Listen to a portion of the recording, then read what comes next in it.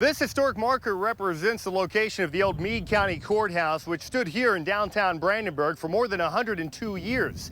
However, on the afternoon of April 3rd, 1974, all that changed when this community was struck by the worst disaster in its history. Kind of like swimming in maple syrup, the humidity and the conditions just had a very tight feeling that day. But I do remember it being really muggy. It was uncomfortable. But little did they know this storm would be a part of the most violent tornado outbreak ever seen. She called me, said the tornado is headed right for you all, right for Brandenburg. For many, a phone call was the only warning they received. Of course, tornadoes didn't happen in Meade County. When you've never experienced anything like that, that's not really in your realm of thinking, I don't think. But the danger was real. Approximately a half hour before reaching Brandenburg, the tornado touched down across western portions of Breckinridge County. From there, it quickly moved to the northeast while rapidly strengthening into a 500-yard wide F5 monster. But it was a wall as black as I'd ever seen coming right down High Street. I don't really think it sounded like a train. A lot of people say that. It was just such a loud roar, just a horrible roar. And that was just the beginning. Heard all the glass breaking up front. That was really, really terrifying. I saw cows in the air. They was on their back, the legs up, and they were just flying in the sky, in the air. We kind of hunkered down. I don't know whether we got down or we were knocked down. As soon as they got in the door, Dan Dressel's parents and grandparents took cover in an office downtown. and then as soon as my dad got through the second room right there, everything on top of the hill come down on top of them. Dan is talking about West Hill, which is located directly above Main Street, where the most extreme damage occurred. So everything on top of the hill, there was the Jenkins Funeral Home, and everything up on that part of town ended up down here. You just see total destruction. It's just trees are everywhere, wires are everywhere. And you can see people trapped in their cars, and they were hollering for help. Please help, and it had electric wires on them, and there's nothing that I could do. You can see dead bodies laying on the road, in the roads. Dressel didn't know the fate of his family until later when he met up with a friend. He said, well, your dad got killed in that tornado, and it floorboarded me. Wow. And that was why I found out my father was killed. And I didn't believe him. I could not believe him. Tragically, 31 people were killed in Meade County that day, more than half of them in a single block on West Hill. Nearly 300 others were hurt. To this day, when they talk tornadoes and bad weather, I'm as tense today as I was in 1974 when it comes on.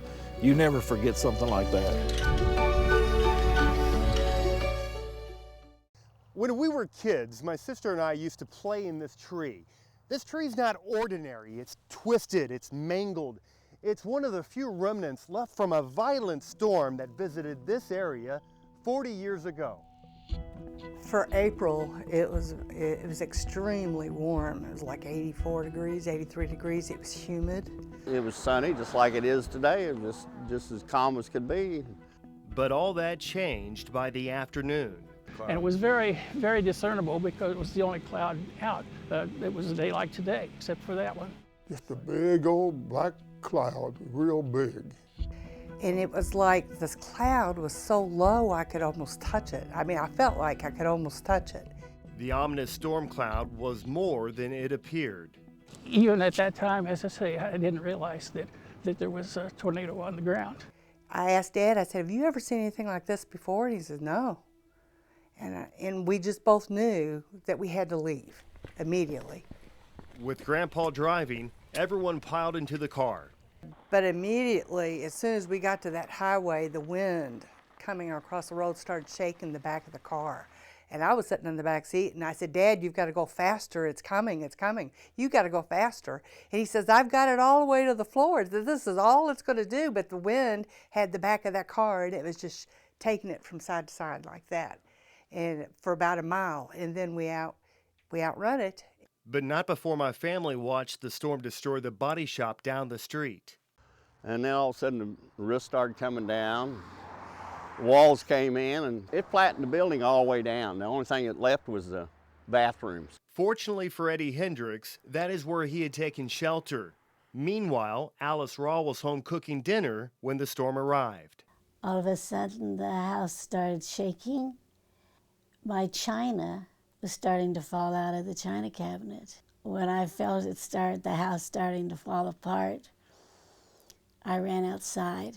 The first thing I saw was my car sitting there, and I thought, there's safety.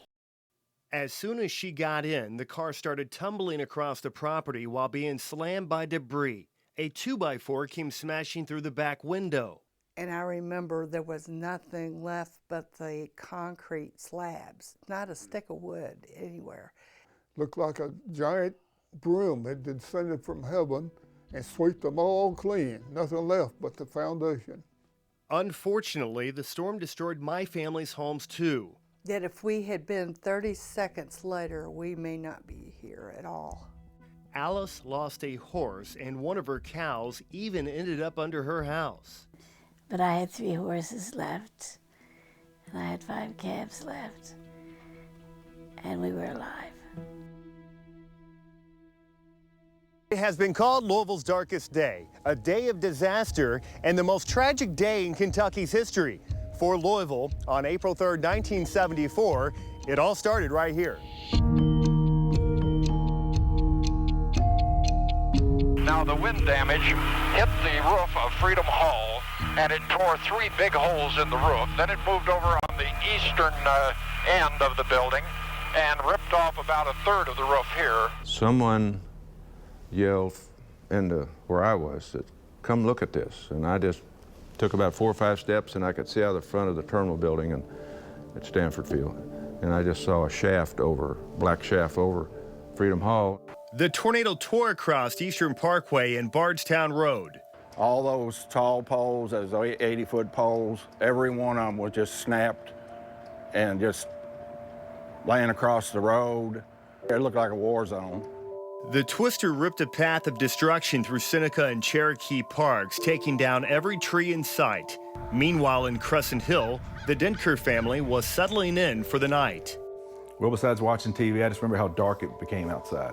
It was huge, it was black. I don't remember it twisting or anything. I just remember seeing it, and in the house I went and got Mom.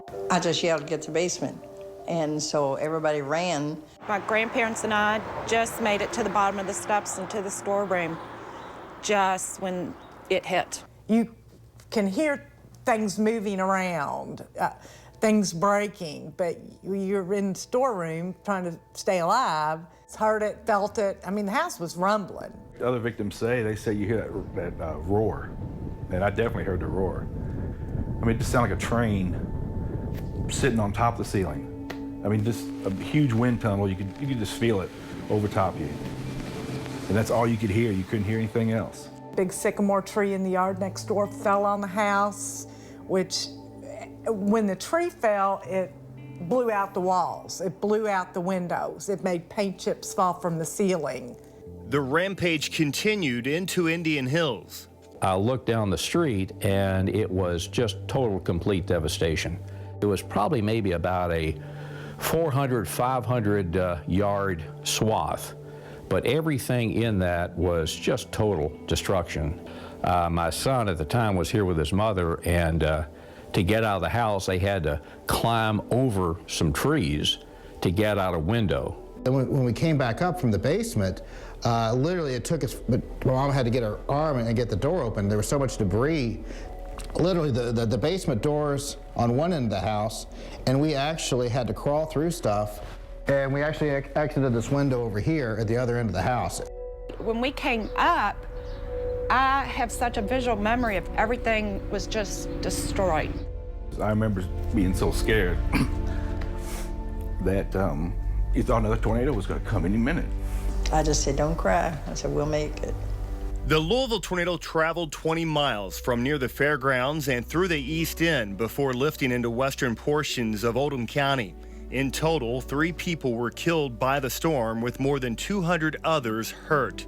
Some say if it wasn't for the damage reports from Brandenburg and southern Indiana, the death toll would have been much higher. I always thought, kind of in my mind, that the people in Brandenburg paid the price and saved a lot of people in Louisville.